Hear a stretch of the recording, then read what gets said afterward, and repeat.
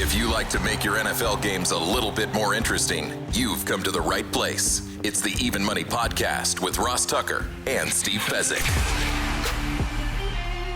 Yeah, Vegas, baby, Vegas. It is the Even Money Podcast. We are, of course, presented by DraftKings. Use the code Ross whether you're playing best ball. We are still taking entries, by the way, for the best ball draft against me and Joe Dolan on the Fantasy Feast podcast. I'm announcing all the winners tomorrow on tomorrow's Fantasy Feast.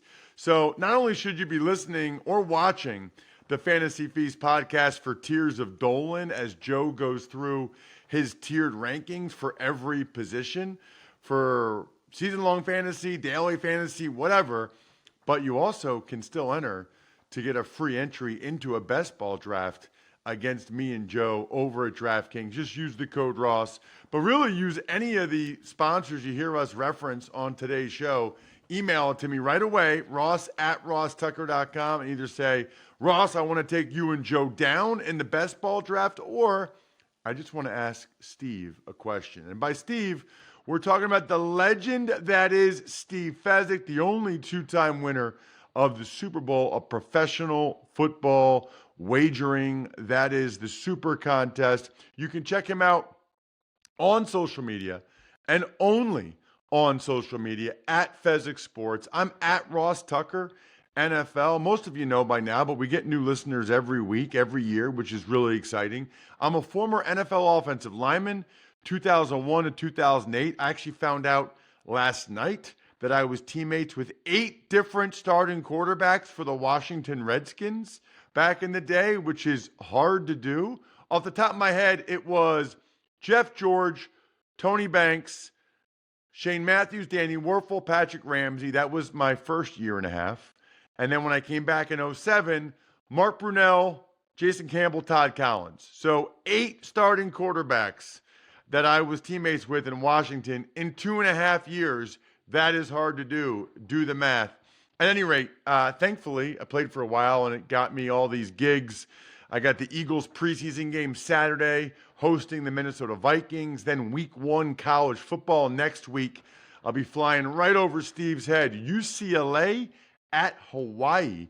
Week 1, 7:30 p.m. Eastern time, prime time, CBS.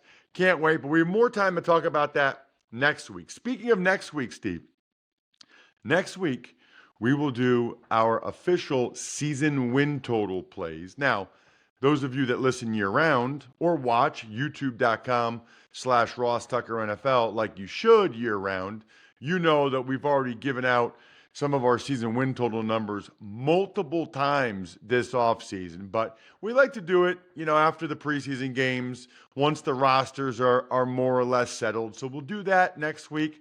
And then, Steve, the week after that, it's NFL Week 1. I mean, we will be fully in it. I need to confirm with our guy Grades, our Australian sensation, that he is doing all the grading again this year, all of the spreadsheets. Please, Grades. It is unbelievable. Remember, we post our official play spreadsheet every week on my Patreon, patreon.com/RT Media. It's like $10 a month. That's the best deal in betting. $10 a month, so you don't have to write them down while you're listening to the show or watching the show. Patreon.com/RT Media.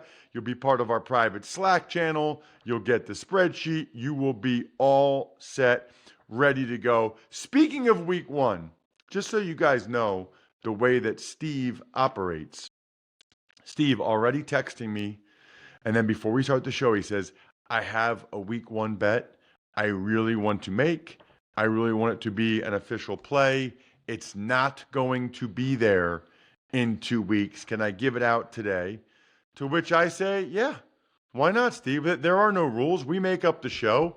It is the Even Money Betting Podcast. I think, I got to check, we might be the #1 ranked NFL betting podcast. I ran into a guy Sunday at the Windrift. I think he said his name was Chris Russell. Just walking out of a bar, and he's like, are you Ross? I said, yeah. He's like, oh, I love the Even Money Podcast, you and Fezzik. Can I get a selfie? I want to send it to my buddies. They all listen to the show too. So that was pretty awesome. All right, Enough blabbing from me. Steve, give it to me.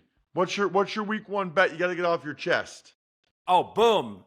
So there's two teams that I have radically changed my perception of just in the past 2 weeks.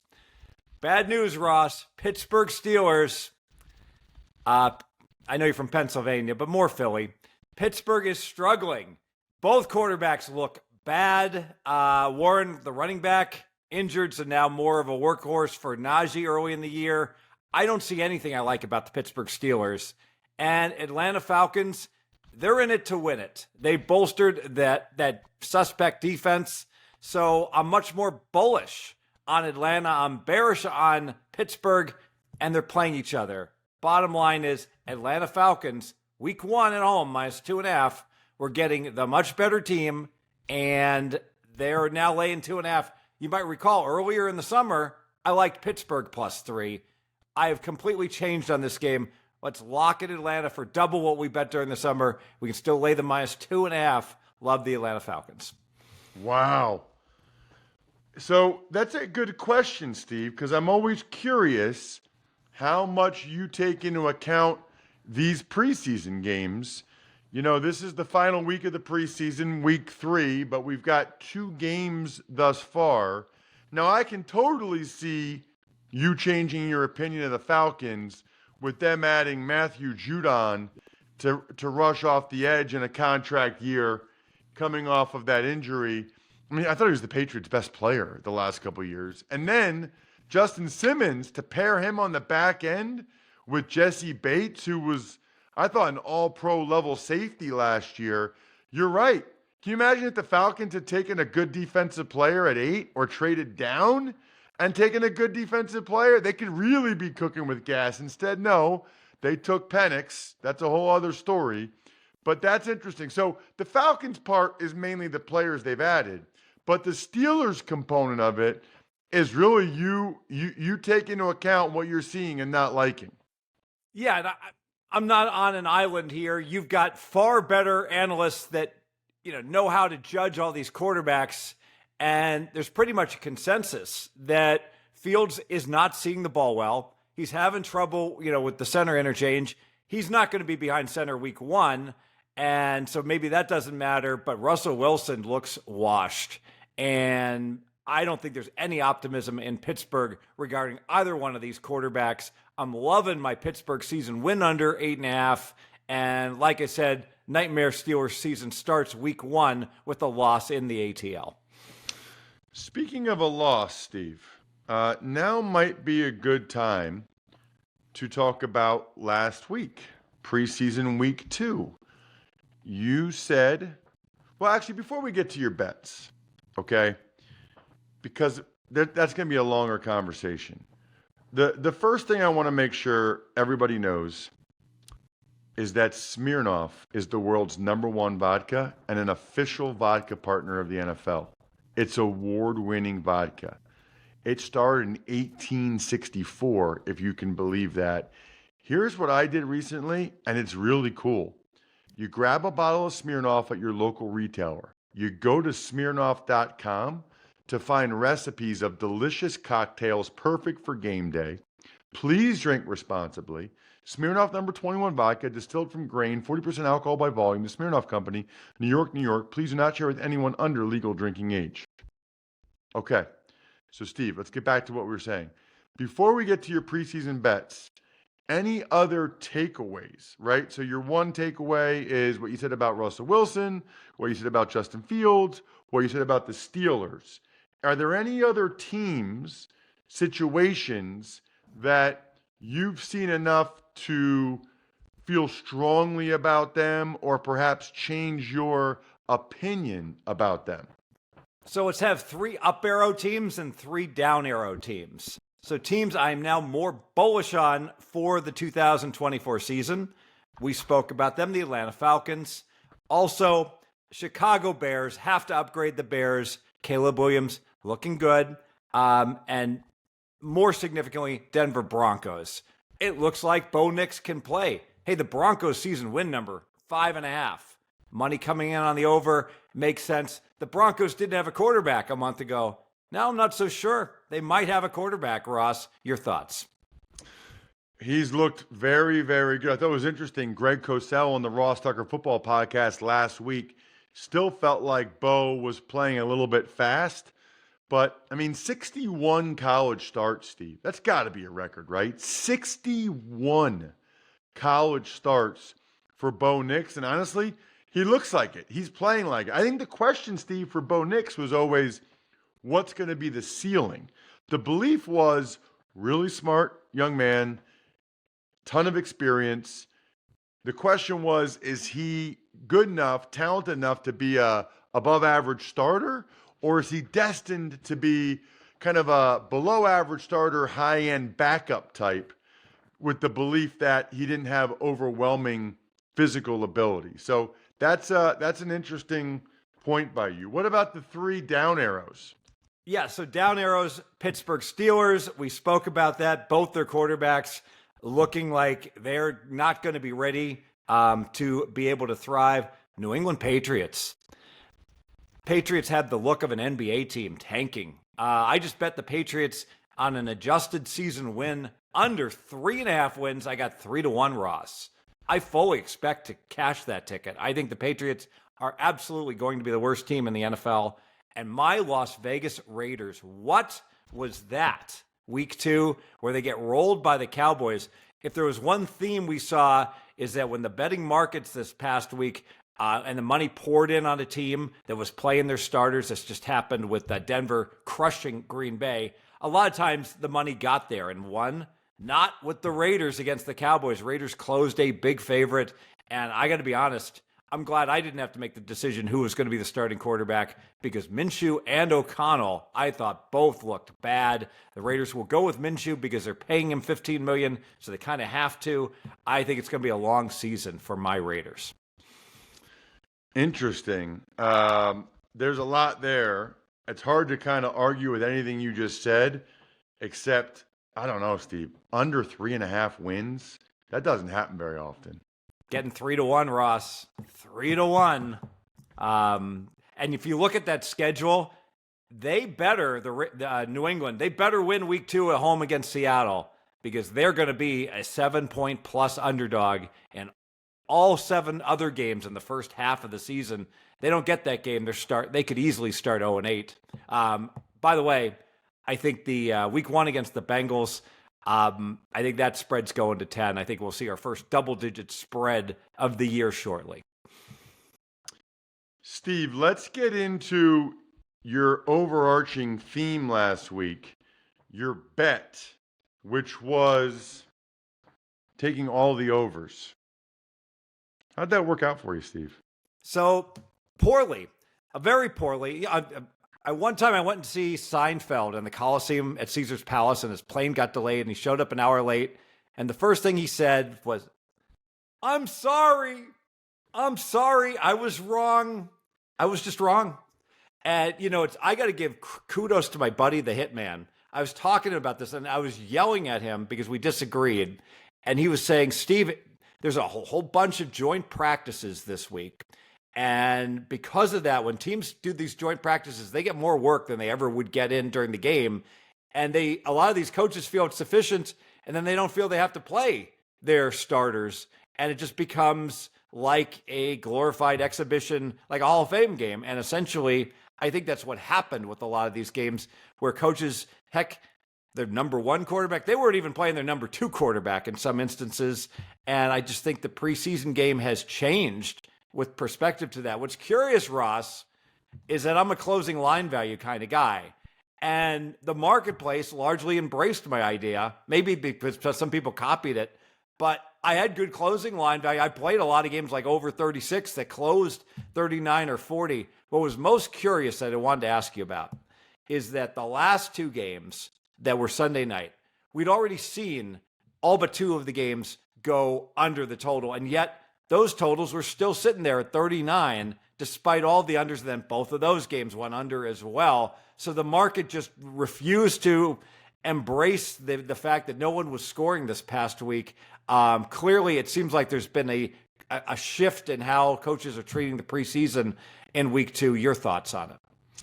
Well, it's funny because our buddy Warren Sharp, who joins us every year, typically multiple times a year, he had some interesting numbers to back this up, Steve.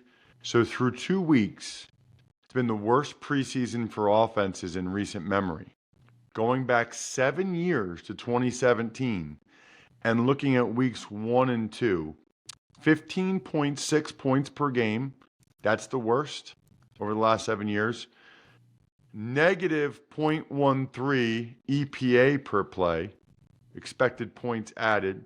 That's the worst. 35% success rate per play, worst.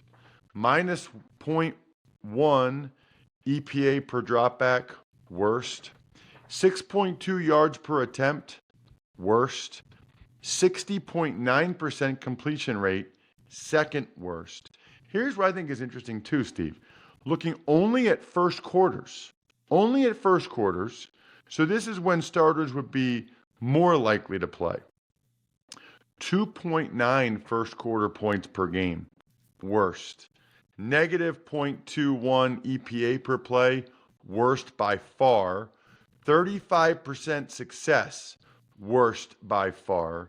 Negative 0.22 EPA per dropback, worst by far. 6.0 yards per attempt, worst by far. His questions were, is it fewer coaches caring? Is it fewer starters playing? I definitely think it's fewer starters playing, but I also don't know, Steve, that it's that different than the last few years. You know what I mean? Do I think less starters play than 10 years ago? Of course. But to be the worst by far over the last, I don't know that it's that much different from a year ago. I don't know that there's a stark contrast between how much starters are playing a year ago versus now. And I know they're not game planning much and all that stuff. I guess I start to wonder a little bit, Steve, at what point do we look to some of the unders week one thinking that, part of this is perhaps the defense is just having a better feel for offenses in general? I will say I can only speak sometimes to the games I do, but the Eagles played several starters on defense against the Patriots. They did not play any starters on offense, right? So part of that's because I think Fangio wanted that probably, and the Eagles have some new guys on defense, but that's just one example. It's a great question. What's going to be the impact on week one? Because we haven't seen any impact. None of those week one totals have really been hit at all. What's interesting is there are some very smart guys out there that have been advocating how there's going to be overs in the NFL this year, the new kickoff rules. Certainly, and on an island, just the new kickoff rules alone is going to increase scoring. Now, that doesn't mean scoring is going to increase because there's other factors. If the other factors are more significant than depress scoring, the kickoff change isn't going to be enough necessarily to overcome that. It's only going to be worth about 1.5 to increase scoring to have the new kickoff rules. So, but there were a lot of guys that were ready to fire in on overs liberally and been talking about select games. And now all we're seeing is the defense is dominating. You mentioned the Philly game. What a terrible performance by New England, only getting 13 points, but hey, get in line, New England. So many other teams fall into that bucket. I would selectively be looking at some unders. One I was looking at was the Chargers. You got to worry about their offense and Herbert not getting any time in practice with his plantar fasciitis and his new receivers. Raiders don't have any offense, and that total sitting on 43. I would look under that 43 for one select under I'd look for at week one. What happened to the unders last week and the overs? What was the final tally? Well, it's interesting. It was 2 overs, 14 unders. However, if you played it open, you stole 2 other games. So I think there were 4 overs if you played versus the openers, where you got there, games landing 38, that opened 36.5, and then closed like 40.5. So either way, it was just 2 and 14 to the under. I don't ever remember such an under-driven week. Yeah, but that's still a good, I feel like that's still a good lesson there, right? In terms of the fact that you won 2 more bets if you got it at the opening line. That's one of the things we talk about all the time on the show. Hey, I was wrong, but other people were even more wrong in their betting. I mean, I was betting over 36.5 and losing, and other people were betting over 38 and losing on a lot of these games. Hooray. I'm telling you right now, Steve, you can never go wrong with the GameTime app.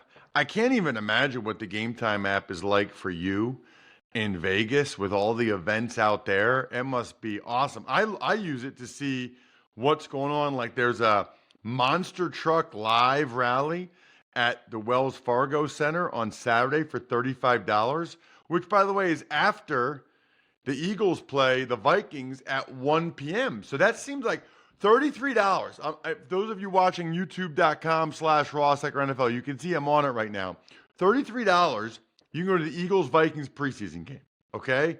Have a nice dinner in between, then go to the Hot Wheels monster truck. Tell me that your kid will not tell you you're the best dad of all time, doubling up. They don't know. If they're young enough, they don't know the difference between regular season and preseason. And then you take them to the Hot Wheels monster truck live. Love me the GameTime app. They got the lowest price guarantee. The seat view from where you're looking is incredible. Take the guesswork out of buying any tickets, including concert tickets, with GameTime. Download the GameTime app, create an account, use code MONEY, M-O-N-E-Y, for $20 off your first purchase. Terms apply. So again, create an account and redeem code MONEY for $20 off. Download GameTime today. Last minute tickets, lowest price, guaranteed. While we're giving out guarantees here, Steve, I guarantee I will delete some Labatt Blue Lights this weekend with my friends after that Eagles-Vikings game. Labatt Blue Light, by far my favorite light beer. Living life to the power of we, with friends, family, always enjoying it responsibly, of course. Beer, Labatt USA, Buffalo, New York. Steve, what do you have for week 3 preseason bets, if anything? So I've got nothing official. By the way, I might add, with your suggested schedule, I would go with the Labatt Blue Light during the football game. No, I would save it. I would do the Smirnoff during the football game at dinner. Then I take in the Labatt Blue Light at the monster truck rally. Saturday. Don't miss it. I'm a big believer in fading line moves in preseason. You see this information coming out, enormous line moves. Kudos to people getting ahead of it, and there were quite a few middles that hit the past 2 weeks, but a couple games have steamed. I could only look. San Fran's at Vegas. Vegas was terrible last week. I have to feel, given that horrible performance, we are going to see a better performance from the Raiders. They're catching 5.5 against the 49ers. I would only look that way. Another game, I would look towards the dog. I know Pittsburgh needs a good showing, but the Detroit Lions, Ross, are catching 6 points now against the Pittsburgh Steelers. It looks like too many points to me. Bottom line, I don't care that Detroit's going to play all their backups. I would still only look at Detroit catching 6. Got it. Let's get to one email question here quick, Steve, because people love it. Dear Ross and Steve, on future NFL markets, I found a book that had a mistake on Chris Olave's touchdowns. Market consensus has the over-under for Olave at 5.5. Juice on the under. But this one book has it at 8.5. How would you approach it? Bet only the under 8.5 since that's the one with the plus EV? Or do you play over 5.5 EV and under 8.5 minus 112 and hope to hit both? All right, so great question. So let's assume that you normally bet $200 a game and your maximum bet is $700. All right, that's the most you're comfortable with your bankroll. So you're going to make a max bet here on Olave on this off number under 8.5, despite him being, a talented wide receiver, just a bridge too far. All right, let's say the book has a $1,000 limit on this. Well, it's such a great bet. Of course, I'm going to make a max bet of $1,000. And you're like, but wait, Steve, you just said your maximum exposure is $700. Okay, so I'm going to bet $1,000, but I'm going to play back $300 on the market number. I'm going to go over 5.5 even money at some other book to pare down my $1,000 exposure to where I'm doing $300 bet on the middle and a $700 bet, my max bet on the under. That's how I would personally play it. Love it, Steve. So fired up. Season win total, official season win total bets next week. Good luck, everybody. Hope you guys win some money. Thanks for tuning in to Even Money. Make sure to also check out the Ross Tucker Football Podcast, Fantasy Feast, and College Draft, all on the DraftKings Network, YouTube, or subscribe to the podcast on your favorite platform.